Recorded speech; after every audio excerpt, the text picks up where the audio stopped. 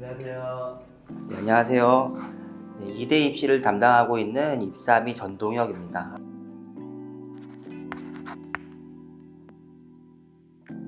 이화여대 디자인학부 실기는 어떤 형식으로 출제가 되나요? 네, 이화여대는 2절 가로에 출제하고요. 시간은 5시간입니다.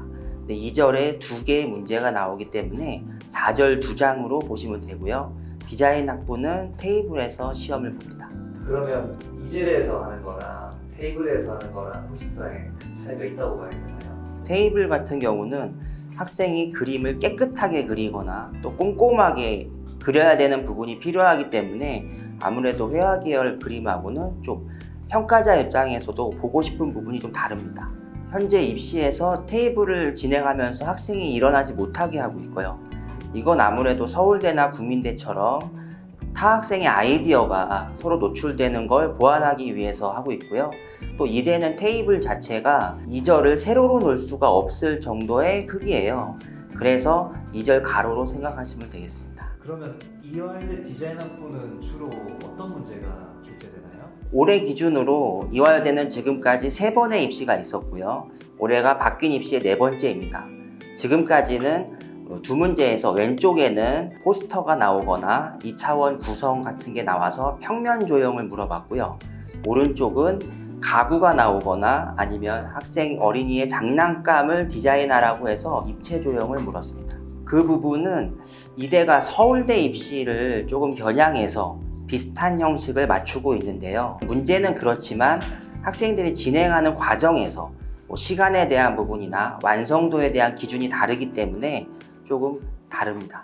바뀌기 전에는 어떤 문제였나요? 그 전에는 그냥 3절 하나에 문제가 하나였고요. 관찰의 표현적인 부분도 있지만 바뀌기 전부터는 디자인을 조금씩 물었습니다.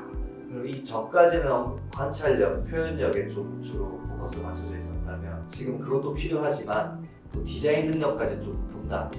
최근의 문제에서는 그 디자인 능력을 조금 더 적극적으로 보고 있는 것 같습니다. 네. 선생님 예측하시기에는 이런 경향이 앞으로도 좀 이어질 거라고 전망하시나요? 일단은 그럴 것 같습니다. 서울대가 크게 바뀌기 전에는 그렇습니다. 네. 13위 학생들은 어떤 문제를 그렸는지 좀 소개 좀 부탁드립니다. 네. 지금 화면에 보이는 그림은 저희 학생들이 6월에 모의 시험을 봐서 우수작으로 뽑힌 학생들 그림입니다. 봄에는 이런 걸 준비하기 위해서 관찰력에 대한 걸 키우거나 좀 조형 능력을 키우는 수업을 했고요. 처음으로 2절에 2대 양식에 맞춰서 시험을 본 문제입니다. 왼쪽에는 삼다수와 파프리카 리본을 가지고 공간에서 소묘를 했고요. 오른쪽엔 형태 변형이 가능한 가구를 디자인했습니다. 기초적인 관찰 표현을 지금 이 시기에 이렇게 중요하게 하시는 이유가 있나요? 일단 지난 3번의 입시에서는 구성이 나오거나 학생의 아이디어를 평면적으로 봤지만 이대의 가장 큰 특징 중에 하나로 이대라면 어느 순간 다시 소묘를 낼 수가 있습니다. 한쪽에. 그리고 학생들의 관찰력을 키워주는 건 나중에도 큰 도움이 됩니다. 왜냐하면 그 부분은 수능 이후에 입시 코앞에는 늘지 않기 때문에 조금 일찍 학생들에게 계속 이런 수업을 할 필요가 있습니다. 그리고 또 하나는 연필이란 가장 기초적인 재료에 대한 연습을 꾸준히 해야 하기 때문에 이 소묘에 대한 중요성을 계속 강조하고 있습니다. 이대는 완성도, 밀도, 표현력 이런 게 매우 중요하다고 지금 말씀하시는 거죠. 이제 그게 해결이 되지 않으면 아이디어가 좋다고 해서 결과가 좋을 수 없습니다. 그런 부분은 조금 서울대랑도 결이 좀 차이가 나나요? 그 부분이 차이가 많이 나죠.